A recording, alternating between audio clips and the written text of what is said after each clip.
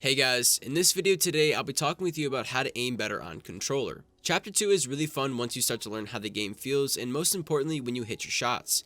If you guys are console or you're playing controller on PC, this video will help you guys aim better in game. The gameplay in the background is a 16 kill solo win and I encourage you to watch the gameplay all the way through until the end so that you guys can pick up on any moves that I make as well as watching how I actually aim while I give you guys my best aiming tips, including how to use L2 properly in Chapter 2. Before we get started, if you guys ever hit any sick clips or want to share something cool that you did in Fortnite, follow my Twitter and send me a DM and I'll feature it in my next video. And if you guys do want to support me, use my code YTViribus in the item shop, as well as dropping a like on this video and subscribing if you haven't already done so.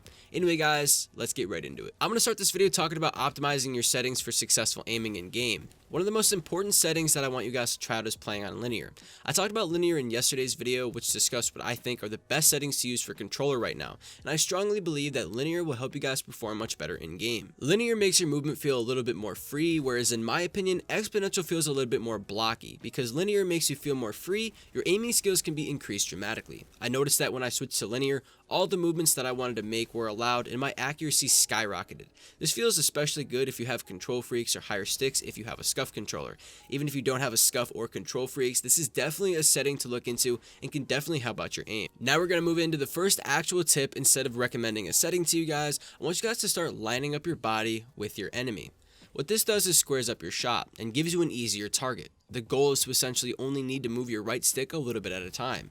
If you're squared up to your opponent, you don't need to consistently move your right stick around. If you guys watch closely, whenever I take shots with my AR, SMG, or shotgun, I'm always lined up with my opponent.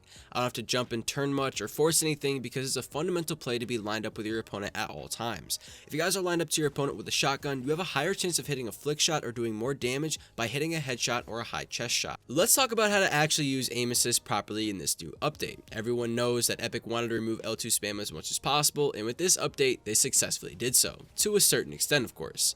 Before the update, if I had a shotgun, an SMG, or an AR, I could somewhat spam L2 and get a really crazy result. Let's say I had a blue pump shotgun and you were running near me, all I had to do was tap L2 in your area and shoot at the same time and I would almost always hit a chest shot for 100 or more damage. But in this update, you can't do that anymore. Players are still trying to learn how to use L2 spam, but there's a certain trick that I use that's somewhat similar to L2 spam since you can't really use that anymore. How you properly use aim assist and L2 in this update is instead of tapping L2, you essentially want to hold L2 down long enough that the game registers you as aiming down sights, but short enough to where that's not limiting your movement and you hit the shot quickly. Notice in the gameplay that whenever I aim down sights with my shotgun, that it's noticeably longer than in previous seasons where all you had to do was tap L2. Finding that sweet spot is pretty important, and using this method in your games will transform your aiming skills. Now with your SMGs and ARs, all you really have to do is hold down L2 and follow your opponents with your right stick, and aim assist will do the tracking for you.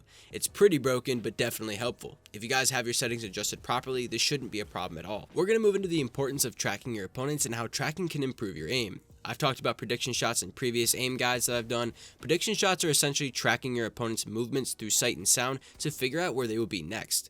For example, if a player jumps in the air, they eventually have to come down. With this being said, if you hear and see a player in a certain direction, lining up your shot and body in that certain direction is how you can hit more shots through tracking.